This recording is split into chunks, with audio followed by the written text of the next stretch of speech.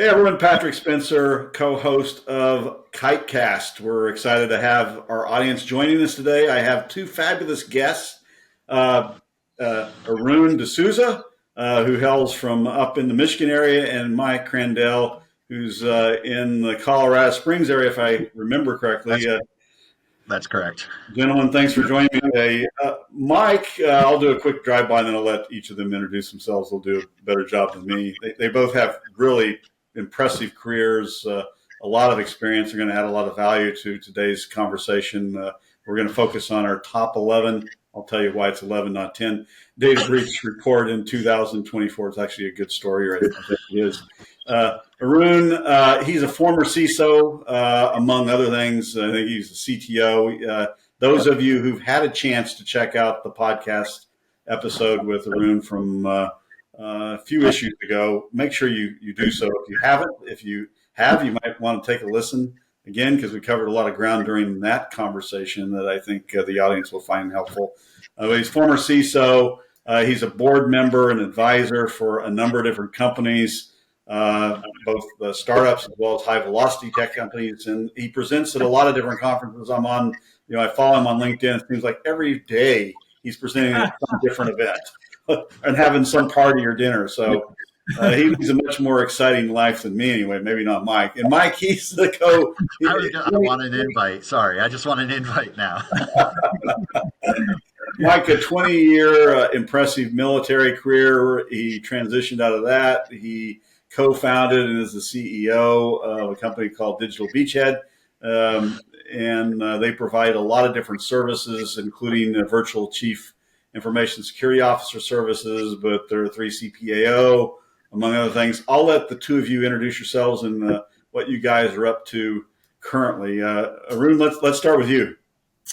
Yeah, hi. Thank you, Patrick. The last podcast, it was great fun, and I'm looking forward to repeat now. More fun with you and Mike, and I think you spoke a lot about me, so just wanted to say that long career in cybersecurity, and the thing I like best of all is making new friends like Mike today. Now, the two of you have not surprisingly met each other before. So. Although we both look familiar. Yes. Funny enough. Yeah, and I think you did a great job, Patrick. Yeah, I did 20 years in the military doing cyber before it was a term. Starting in the first Gulf War, running around, breaking into thin net cables that everyone was using as their network pre-Cat 5, to now just helping out small to medium-sized businesses that are working within the defense industry base, plus other commercial entities, build that cyber strategy that, they somehow know they need, but don't always have in place. Yeah, very true. And on the CMMC front, you guys are doing a lot of work there. So if someone's looking for help with CMMC, Mike's organization is one you definitely need to get in touch with. We have gone through that journey, yes. We can help hold people's hands as they go through theirs. And successfully at that, right? That's the goal. That's always the goal. So we have, last year, I came up with this idea, some in our audience know this, of evaluating the top data breaches that occur. And the Identity Theft Management Center, I'll get that right, they have an acronym like everything in cyber, ITMC, publishes a half-year report as well as an annual report. So they had their first half of 2024, and I had this idea that, there's all this interesting data. It has to be more than just records breached or the number of people impacted, right? There's a lot of different factors involved. So I turned to my friends, ChatGPT and Claude and others, and told it, I want to create this fabulous algorithm to score all these different data breaches on a scale of 1 to 10, from least to most serious. Obviously, since these are all in the top 10 or 11, they have top 10 in theirs. And I created this algorithm that had 6 factors involved. And we published, some of you may have read the first half 2024 report, I thought it was interesting. And it had an algorithm that was based on those different 6 components. And we did it again this year for the entire year of 2024 when ITMC came out with their latest data. and research. We use that as a starting point. We augment it with data from IBM. We augment it with data from Verizon and so forth. And my friends came back and said, 6 isn't enough. You need to have 8. So we came up with 8 components that comprise the algorithm. I'll just run through them quickly so the audience has some context. And we'll talk about some of the findings with Mike and Arun, because they're really the experts. Like number of records exposed, the weight is 15% there. Financial impact and estimation, the weight's 20% there. We're obviously using some IBM data there to augment the findings from ITMC. Sensitive classification of the actual data, which is a really important topic. And I think Arun and I talked a bit about that. And Mike and I, maybe in the webinar we did on CMMC, well, on things to focus on in 2025. That was confusing my webinars. We probably talked a bit about that as well. That's 20%. Regulatory compliance implications, ransomware involvement, 10%. Supply chain impact assessment, 10%. Attack vector sophistication, that was 10%. That hopefully added up to 7 or 8 there. Maybe it's 7. It's 7, not 8. Pardon me. That we came up with. And that's actually detailed in the report. So the report's linked at the bottom of the podcast. All of you can click on it and you can read the report at your leisure. And that's on page 5, if that is helpful. And then we went through and looked at, they had 10 in the ITMC report, and looked at those 10 different data breaches from the vantage point of those 7 different elements. And we scored them on a scale of 1 to 10. And then one of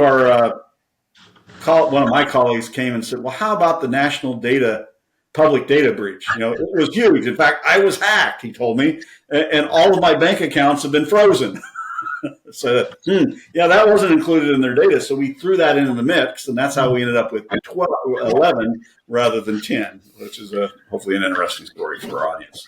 And ironically enough, national public data ends up at the very top of the list with a score of 8.93 on a scale of 10, 1 to 10, and then we can go through the others, whether it's Change Healthcare was 8.7, and Ticketmaster Entertainment was 8.7, 8.5 for AT&T, and you can go down the list. That's on page 6 in the report, if that's helpful. So no one wants to listen to me talk, especially myself, but probably the audience as well.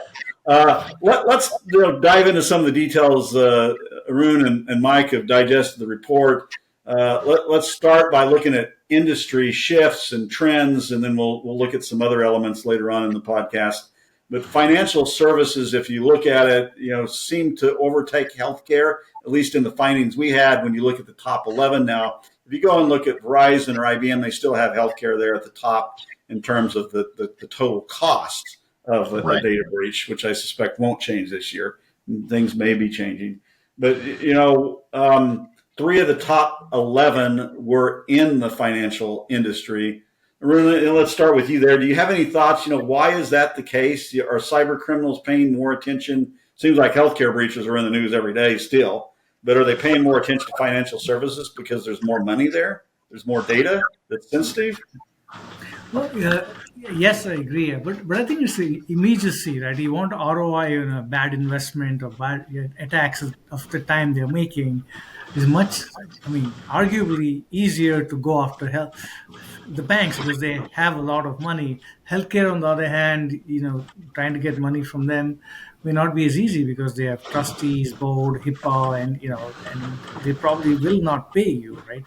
Banks are more liable to pay you. I think that's really what it is, the immediacy and the quote unquote, the return to them in the shortest period of time, I think. And I believe that banks, don't want to be down too long if there's a problem, because obviously they have a lot of unhappy customers. Now, that's not to say healthcare, which is now demoted to number 2, doesn't have a problem. There's patient health and everything. But I think the issue is that they won't get paid very fast. I don't believe. No, that's a good point. Mike, on that note, we look at the types of attacks. A lot of this involves data exfiltration, right? They're stealing the data and they don't want to give it back. And it's, one of the other findings in the report was it's more than just the financial impact, right? We always talk about the financial impact. It's XYZ. IBM has their fabulous report they publish every year on the cost of a data breach, which is really interesting to see how that's changed over the years. It keeps going up, obviously, but operational impact, you look at the Change Healthcare breach was, speaking of healthcare, was really huge. Do you see a shift there where, it's very malicious in many ways? And when you're talking about healthcare, it's an attack where they can't deliver healthcare. Life-saving activities sometimes can be obstructed. Yeah, and I think the one thing I learned 20 years in the military is the enemy is always going to adapt to your tactics and procedures that you've put in defense, and so they moved from healthcare because, like Arun's saying, they're not paying, their insurance is probably not going to cover it, and then in that shift, well, if they're not paying ransom, what else can we get them with? And that's got now into that extortion, right? We have your records and we're either going to just sell them because why not? Or we're going to try to extort you out of a payment and then maybe still sell the records. But that's more their goal, I think, now is that extortion, to threaten you with, hey, we've got your records. If you don't pay, we're going to release them, and just cause the damage. And then it's more, beyond financial, it's your reputation. Although I'm beginning to see that breaches happen so often that reputation damage seems to be lessening, right? Because everyone's been breached. So now when you get that letter saying, hey, we've been breached, we're sorry we lost your records, we're like, okay, again, versus how dare you, and I'll never trust you again.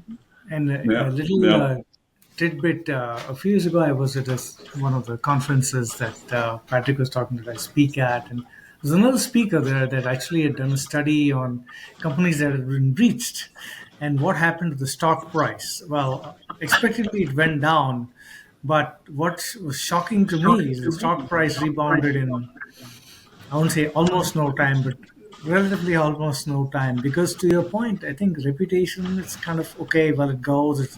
And at the end of the day, people say, do we really want the services? Have they done mea culpa? And people just forget.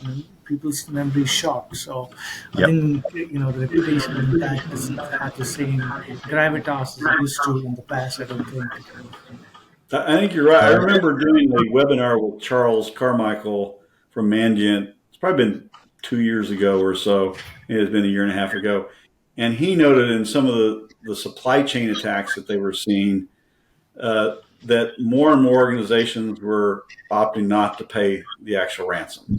And that was a potential trend that was taking place. Maybe we see that happen here where, we'll risk it. We'll take the brand impact. It'll wear off after 6 months. And maybe organizations from a perception standpoint, which is usually true, not always, if you've been breached, it actually may be a flag that you've hardened your security. You may be in better shape than those who haven't been breached. They just don't know it because you've actually gone through that process. Do you have I think you begin chasing your tail. Like on the list was AT&T. Well, the year before it was T-Mobile. So all those people who are like, I'm leaving T-Mobile because, damn, this happened to me, move to AT&T or whatever, and then, you're next. So unless you want to change carriers every year, you're going to have to just learn that this stuff happens, right? And that becomes our mindset. Now, in the report, there is actually a very tangible, solid example of exactly what you just said, Patrick or Mike, or the company not paying, and that's Loan Depot. And Loan Depot, they demand ransom, they didn't pay. But I'm mentioning that not only because of the fact they didn't pay the ransom, but how did that compromise happen? It's through a phishing campaign targeting Loan Depot employees, right, where they moved laterally to the network, and in about 48 hours, and very hell was created. Now, why is that important? I've been tracking this factoid since 2013. Mike, probably you have to. It's the IBM index of what percentage of incidents are attributable to people, and God bless us all. Every year it comes at 25%. It's like a statistical anomaly, but it's almost a truism now. The point is, the greatest ROI, as we know, is by tuning the human firewall, doing training and awareness and everything, right? But I think the thing is, sometimes people don't remember. They're too much in a rush. And in yet another of the breaches here, we'll talk about the MFA fatigue, where they keep bombarding you with these MFA stuff. Now, how many times have probably you and I trained the users, right? So it's sometimes the simplest things that get you because you're in a hurry or in a rush. But I think tuning the human firewall is so very important, right, in training awareness. Well, and the adversary is getting smarter about learning about us. LinkedIn, great networking tool. We're all on it, but it also is a great tool for like, wow, Patrick, I see you were just hired by, Kiteworks. Guess what? I'm your CEO and I want to tell you something. But to not to belabor this statement. Yet another of the breaches. Give me a second, I'm trying to remember which one. It was actually a Dell, no fooling technology company, where a bunch of sales execs, there was spear phishing campaign targeted against them, and through that they were able to, I believe, impersonate a technology partner by doing very sort of probably AI generated Yep. convincing communications that led to credential theft. Now, I was going to say, Arun, why are you mentioning it again? Well, the fact of the matter is, when you talk about defenses and training people, training cannot be one size fits all. So these folks that are more highly exposed, what I call the VIPs or very attacked people, you need to train them more. You need to have higher level of controls against them. Maybe they have stronger multi-factors or dual factors or triple factors. And so everything more of it, more training, boot camps, more,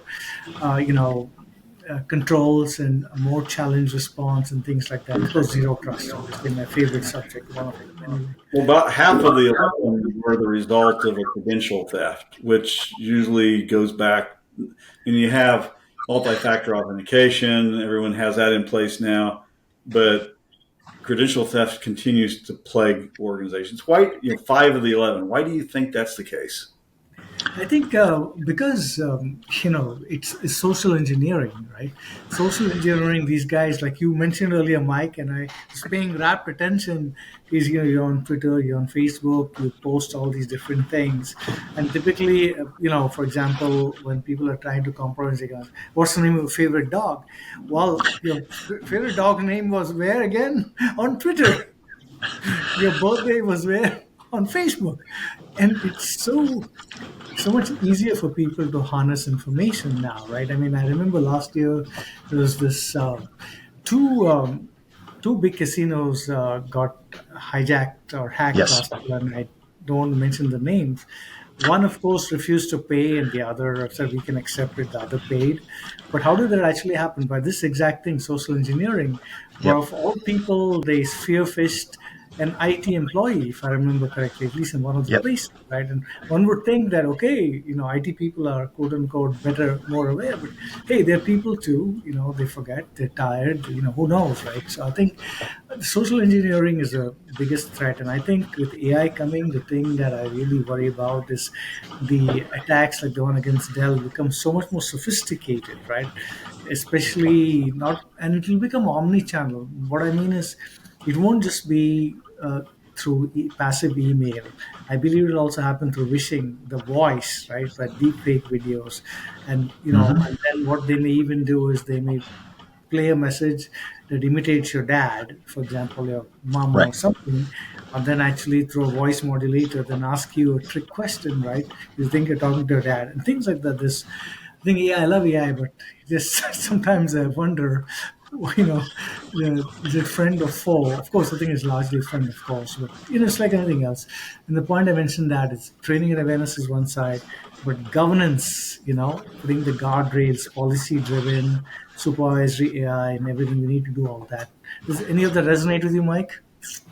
Yeah, and I like to say that for everyone that's had their credentials stolen, they have to buy a new dog. To your point, I need a new dog now because I have to change my passwords. Um, and for me, what I'm seeing is they're getting more clever, of course, with AI and ChatGPT. They're not as obvious. They used to just train us. Oh, you can obviously tell when the Nigerian prince is sending you Mhm. the email and it's so poorly written. Well, that's changing. And we've seen a rise in get around the two-factor. They get into one account and then that emails another account, but they're emailing as a encrypted message or click this link, and it's coming from a friend. So you don't distrust, and then they just kind of perpetuate until they find the person with the purse strings, and that's when they lie in wait and then take action. So they're smart, right? We can't leave it up. It's no longer that poor person, sending the bad email asking you for $1 million. And organizations have MFA in place, and they still are being hacked as a result of this. Like to your point, capture it in the middle. Kaiser, it was a MFA fatigue situation that resulted in that hack, which is one of our top of it. So what do we do? We know there's a problem, so we constantly throw more technology at it. We throw training at it. We try to shame employees that do dumb things. We do the training. Hopefully, it happens when we're doing the training, not actual real life attacks. But how do we address this? Because we've been talking about this since all of us have been in cyber, which is over 20 years in all three of our cases. Yeah, I would say one of the things we got to start leveraging that AI to look at this anomalies that are coming in emails. This person hasn't emailed you in 27 days. Their typing of the email was erratic, or when you're logging in with a password, that wasn't an actual typed password. That was a replay. There's little things that AI can pick up a lot quicker than our normal toolkits. I don't want to rely 100% on AI. We do need that human intervention. My wife still looks at our security cameras and says, "I love you, AI overlords," just so that way she says when Terminator comes, she gets the green screen around her head and she's saved. And as a cyber guy, I'm the one that's getting taken out. But I do think we need to develop, keep up with tech, because the enemy will. So I think it's a multi-part answer. First, I'll start at the lowest level. We talked earlier about the human firewall, people as the first line of defense, training and events, complemented and supplemented by AI-powered training, AI-powered anomaly detection. But zero trust is a big thing to me, right? Because companies need to adopt more zero trust. I'm not talking just the multi-factor. I mean, multi-factors can be low tech. Like people still, I can't believe it, using the text messages. They need to get rid of all that stuff, right? So stronger multi-factors. But the principle of zero trust, I think you touched upon it earlier, Mike, is the fact of the matter is that I talk about the identity coin, right? The person, device, location. But the logical side is much more important to me. The context, role, attribute, and behavior. So that every connection, in fact, is done on the trifecta of identity, device, posture, and session risk. But that's easier said than done, right? So you need the people, you need the business process, because you need AI, policy-driven AI, governance, but also most importantly, at the end of the day, most of the breaches, what are they about? Data. So data sovereignty is important, data classification is important, business partnership is important, because at the end of the day, all of us know, you can talk zero trust all you want, but if you haven't done the proper work to have the proper policies and the proper business engagement, it's not going to happen. Now, obviously, you can't classify all your data manually. You're going to lose that battle. So that's why, like you said, Mike, AI is important, because you're able to then determine, are the proper controls in place, or like you were saying, well, the anomalous behavior is happening, right? System sees, okay, Arun typically works from, 8 to 8, suddenly at 3 a.m. in the morning, and he downloads, 1 gig of data a day. He's logging at 4 a.m. in the morning and downloading 10 gigabytes of data, right? So immediately what it's blocking. So I think it's a comprehensive coalition of people, process, and technology safeguards all working together all of the time, right? But I think at the end of the day, identity is digital perimeter for sure. Zero trust is sort of the biggest coalition, and then of course SASE as well, because the thing is, today you're not in the castle and moat. You're not like safe in your office, and you're working from anywhere. The office is anywhere, right? So SASE and the anytime, anywhere authorized access, purely borderless work in a secure manner needs all of the things we were all talking about. If that makes any sense. Yeah, with the CMMC, that's the, scoping. And if they don't have some sort of SASE solution or zero trust solution, I'm like, when you're working from home, you realize your children are now on your corporate network, Yep. and we have to Neighbors. address them. Probably. Yeah, and I love my family, but I don't trust them. That's what I tell them all the time. That's my zero trust. How do we, Arun talked a bit about this in terms of governance controls and so forth, but we've always thought zero trust in the network because of, Forrester, the Palo Alto, and how everything derived on that front. But now organizations, and we're big advocates of this, obviously, it's tied to our business. Zero trust must extend to that data layer. So you have all this data, and when you look at all top 11 data breaches, it's different types of data.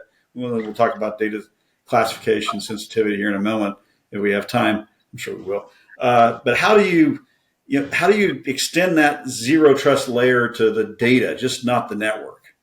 That's where I think we need to be headed. So if I may take that, I think first of all, it has to come from the place that regulatory compliance, and it's talked about in the report, is one of the key factors, right? Along with risk and data sensitivities, you got to understand that, especially understanding which regulations are affecting you. So once you agree to that, you will see a common theme across all these regulations: the fact that you need to respect data sovereignty, everybody is there. And so looking to the future, I do believe that self-sovereign identity can really help that, because today we have 20 passport, 20 systems. We'll have a digital passport. That we're not there yet. In the short term, what can we do? Like we were talking earlier, Mike said it, you said it, Patrick, we're not able to manually classify every data. It's just simply not possible, right? So what you need to do is realize that there are two channels of data, right? Just keep it simple. One is data in transit. So you need to encrypt the communication in transit. In the network layer, you need to have AI, network observability to see those anomalies, like you said, Mike, to catch data exfiltration and stop it in its tracks, right? By pattern and anomalous behavior, or even the user anomalous behavior. But to me, I think the flip side is sort of a little boring, is the data at rest problem, right? The data at rest, now remember, is data in the cloud, of course, right? So you need that governance again when you go to systems in the cloud, making sure that when you sign a vendor, they have proper controls. All that has to be done. But or data on campus. But in order to understand what you really have, because you can't be shining the light or flashlight in every nook and cranny. You don't have enough people. What one needs is really a no-fooling data characterization governance platform powered by AI that can go out there and then discover the anomalies and actually calibrate it on an as-is basis with your data classification policies and say, okay, well, gee, I think this data looks like social security number, it's not protected, or that HR data is on this file server, there's no protection. By the way, we think you need to do something. So I think the heart of data and the data characterization governance platform needs to be able to classify, characterize, and with the notion of observability, proactively to the extent possible, fix the data problem as well. We're not there yet, but I think it's all of those things. Mike, does it make sense? Yeah, and I think where we're lacking now is a lot of, you know, I'm sure we've all done it. We've asked our client, so what's your important data versus your not so important data? And they either tell me it's all important or none of it's important. No one cares about it. And that's how they treat it on their systems. They'll have a repository and 90% of the employees can get into it. So until we start thinking about zero trust internally, poor Arun, he doesn't need to see this file.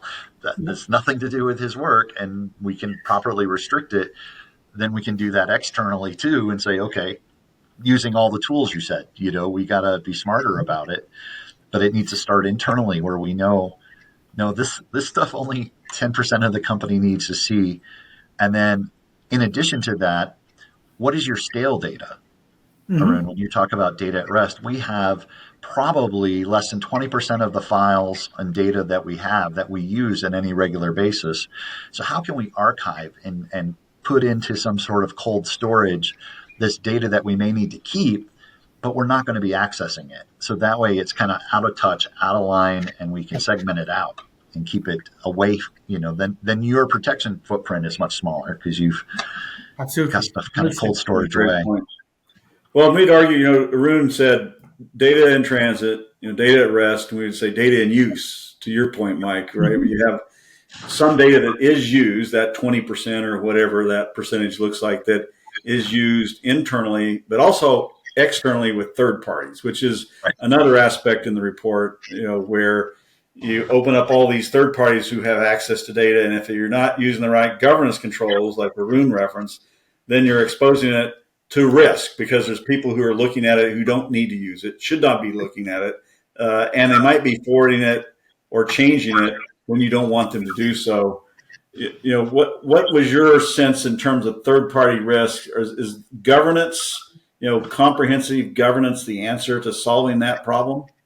I think governance is a good step, but I believe that we sometimes implore governance instead of security, and you need governance with security. I joke, two-factor authentication we brought up earlier. My wife recognizing me in the morning is not one factor. It doesn't count. It does nothing towards security. But I might say I'm compliant as a two-factor authentication. So we have to look at our compliance and our governance in such a way that it has both teeth and a true security mindset behind it, instead of a tick box. And the influx in fines and penalties that we've seen over the last couple of years, and I think this year, I haven't seen the summary for 2024 yet. It depends on the regulation, but those are up. You think that's starting to put some teeth into some of these regulations, where organizations will be forced to adhere to much stricter security controls, or we still have a long way to go there? I think they will, because the one thing that I wanted to say earlier is I talked about encryption for data and transit, but you need data at rest as well, and it's also very important now because with quantum computing coming, you need a higher level of encryption. By the way, I'm not an expert in encryption for quantum, but for example, homomorphic, I think it's called encryption. Yep. Right, and but speaking of multi-factors too, we need to train people to get rid of the low-tech multi-factor security question. Oh my God, you can hack that by your social media accounts or the text messages, but going into more stronger like authenticator, biometric things like your face, etc. Now, I say that not tongue-in-cheek. I realize that you've got to put the guardrails just around AI, like supervision. You also need the same level of due care and due diligence from a privacy perspective using biometric. But fact of the matter is, everything else being equal, your biometric passport, your biometric signatures, very, very important, right? And so the reason I mentioned that is we see some of the breaches, I think it is the Change Healthcare, where the whole entire ecosystem got torched, right? Just like said, right? So a chain is as strong as weakest link, and how do you assess the risk posture of all your suppliers? How do you do that, right?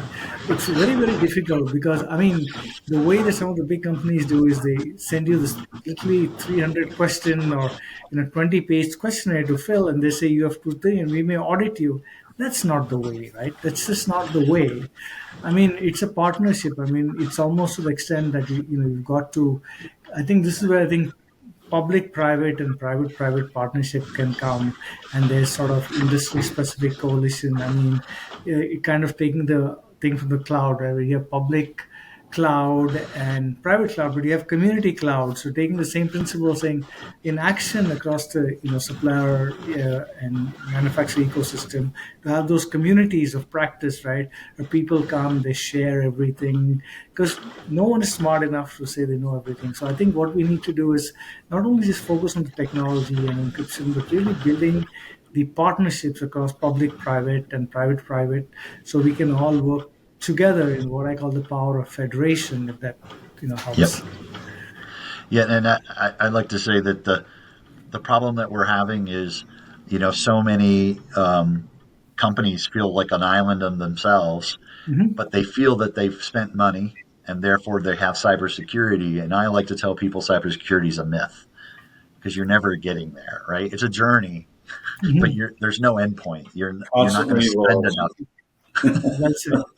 Well said. You're not going to outspend it. So understand your risk and understand what you're doing to prevent things, but know that the new thing is coming. Quantum.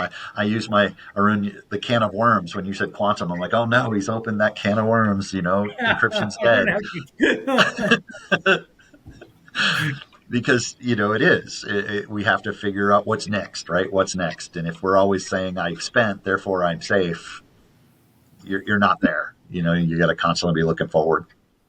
Well, one thing we looked at, we talked about maturity of security and documentation and encryption for that matter. This is music to both of your ears. We just published, not this report, but we published a report on the state of CMMC 2.0 maturity or preparedness. I think it was a preparedness in the DIB.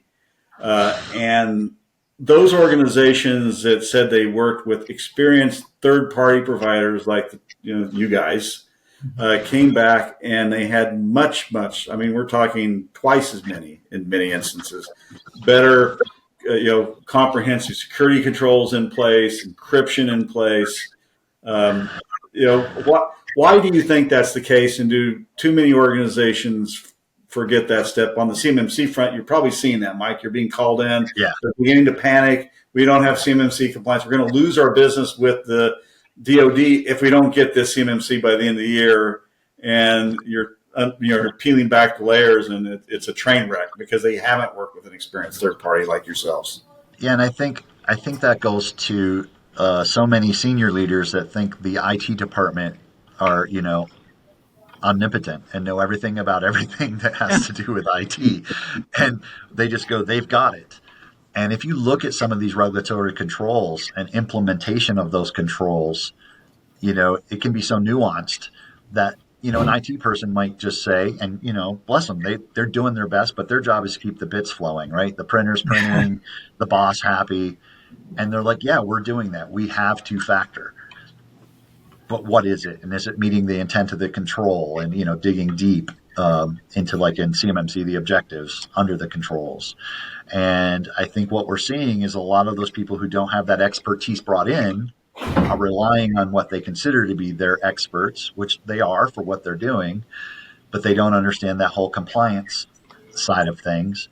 And that's where that gap is. That gap in the what we're finding is they're not doing it because they don't want to. It's they think they're doing it, but they don't have a full understanding of what it really is. It because the cyber, I'm interested in both of your opinion on this, is because the cyber folks just haven't aligned completely with the compliance components yet, that they've been focused on cyber, and now they're realizing there's a compliance element that needs to be wed to cyber, and they're just beginning to do so. Is that the case?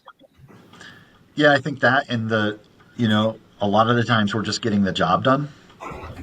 And when you come into compliance, there's a lot of paperwork and the prove it's.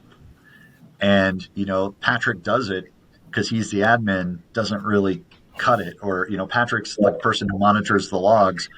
Awesome. But show me the last, thing you took action on. And like, I don't know, last week I did something, and you're like, nope, that has to be documented. We have to.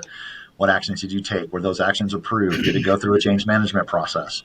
You start incorporating that guidance in there, and it moves away from you doing your job, just doing your job.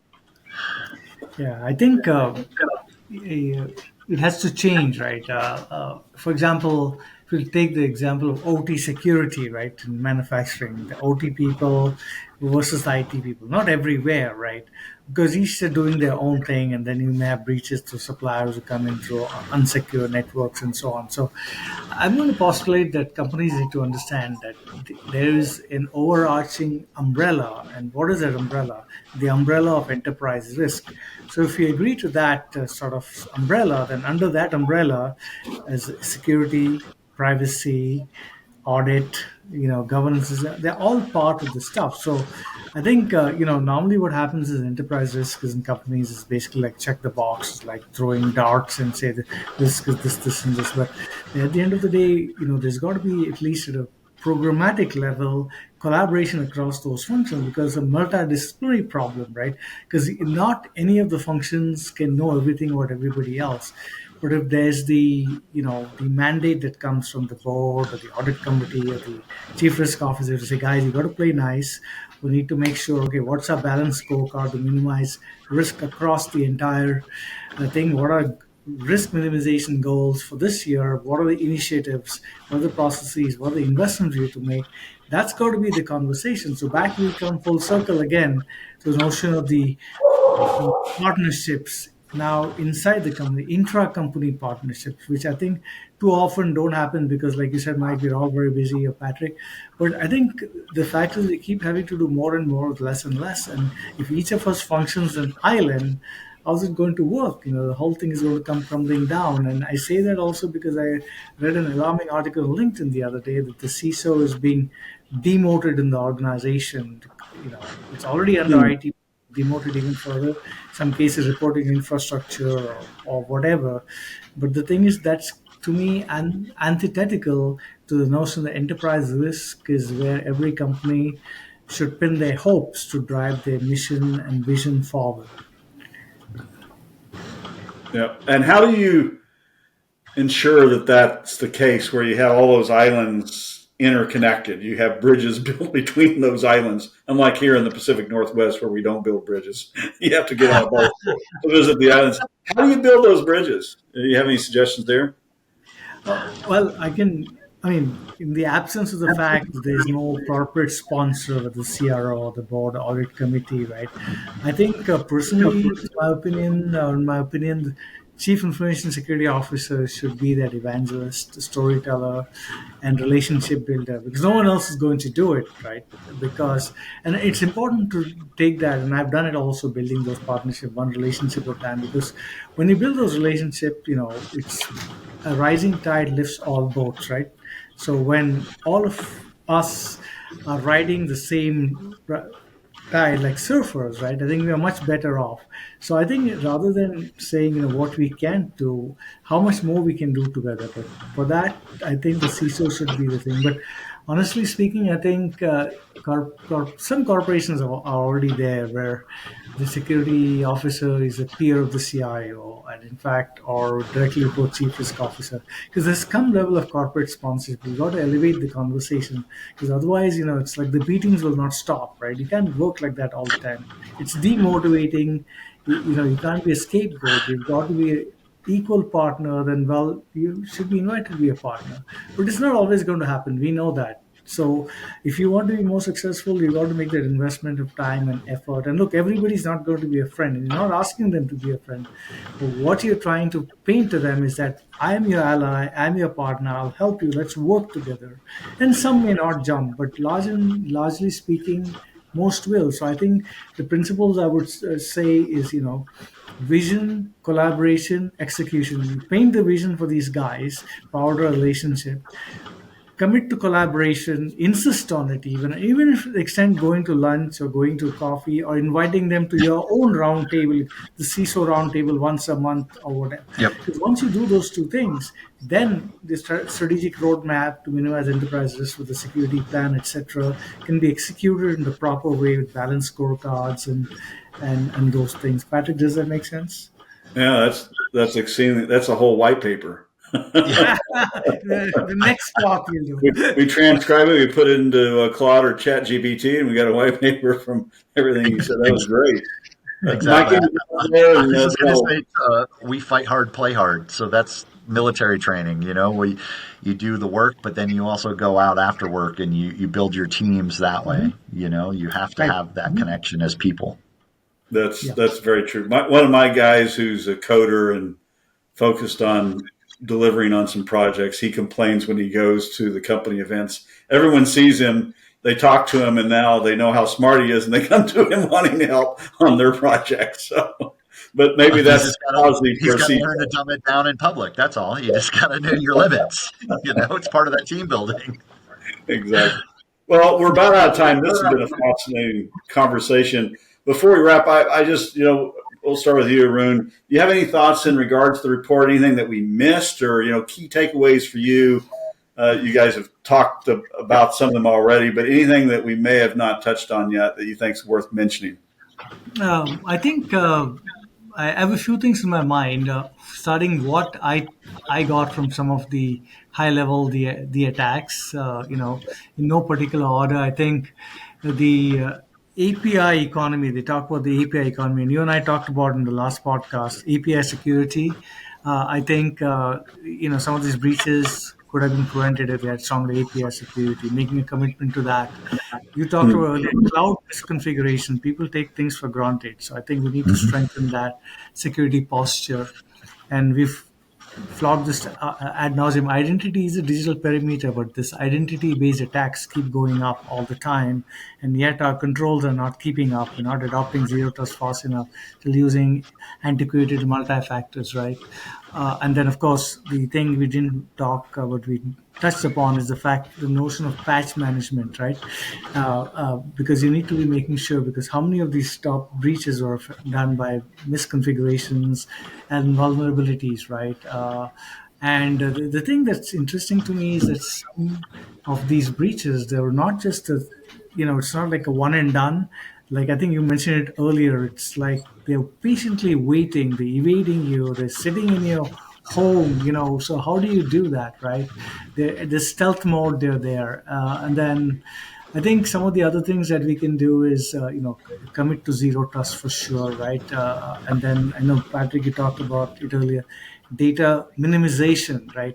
The minimum necessary, I think you talked about it too, but that data minimization, whether it's data in use, like you said, or data at rest, or whatever, has to come from the foundation of data characterization and proactive governance through observability and AI-driven platform, I would say for sure, right? And then, of course, I think you mentioned earlier, committing and investing in advanced threat protection technologies, right? Because why should only the bad guys have AI? Good guys should have AI too, right? Yep. Mike, any thoughts building on some of Arun's takeaways? Your thoughts on those? For me, these reports come out, and I think a lot of senior leaders look at them and go, "Well, that's not me. I don't have 9 million records. I don't have 100 million records or whatever." And, I want people to take away, this is your top 11, but breaches are like Ocean's 11, the movie. What we see in the news are those high intensity, hacks that have the big score at the end that were complicated and, had professionals doing it. But we don't learn about how many, convenience stores were robbed last night. And that's you as a business. You're not making the top 10, making the top 11. You're not being the news. But trust us, there are many more. These weren't the 11 hacks of 2024. These were the top hacks. There are literally hundreds of thousands, if not millions more. And that's you. So take this away and learn from it, but don't look at it and go, whew, I'm never going to be that. So, look at it and learn from it, but know that you are in that group. That's a great point, because these are the ones where the most malicious activity and the biggest impact was seen. We can take lessons from each of these and bring them back into our organizations. These are things that we want to ensure we have locked down, that we've hardened. We have the right governance controls in place so that we minimize those risks. We'll never get rid of the risk. Never will happen. Right. But we can minimize them. And to that point, when you say these are the biggest impacts, these are the biggest impacts on scale, but not necessarily the biggest impacts, because a small business that gets breached could be going out of business, which is a much bigger impact than we had to cover, this kind of damage, which these multi-billion-dollar companies do. Yeah. Very, very, very true. I know my number one takeaway was hashtag from Mike, PW, no dogs. That's right. How many dogs can you have in a household? You can't have that many dogs in your household for the number of times you're going to lose your password. If I may say one or two more words, because I lost my train of thought earlier, I think if you're going to minimize enterprise risk, you've got to focus, in my opinion, the trifecta of uh, monitoring, continuous monitoring, but not just passive monitoring, but embracing observability so that you can take changes correctively, right? Robust access control that are being tuned all the time, and adaptive cybersecurity frameworks for sure. Because that's how you're going to be able to fulfill your regulatory compliance and your business mission and vision. Yeah, those are great points. Yeah, that continuous monitoring and observability across your entire environment is critically important. Mike, how can folks get in touch with you if they're interested in engaging your organization? What's the best way to do so? The best way is just reach out to either me on LinkedIn or at our website, www.digitalbeachhead.com. That's great. And Arun, I assume it's probably similar for you. Yeah, mainly through LinkedIn. I think that's where people find me fastest. Right?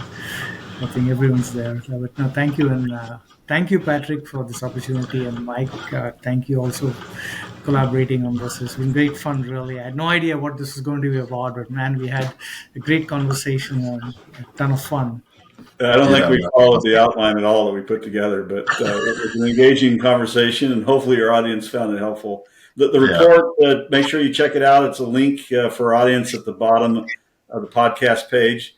And, check out Mike's organization as well as Arun's profile on LinkedIn and engage them because these guys are very knowledgeable and have years and years of experience in cyber as well as compliance. For those in our audience interested in checking out other KiteCast episodes, go to kiteworks.com/KiteCast. Thanks for joining us, and we look forward to having you on our next KiteCast. Thank you. Thank you.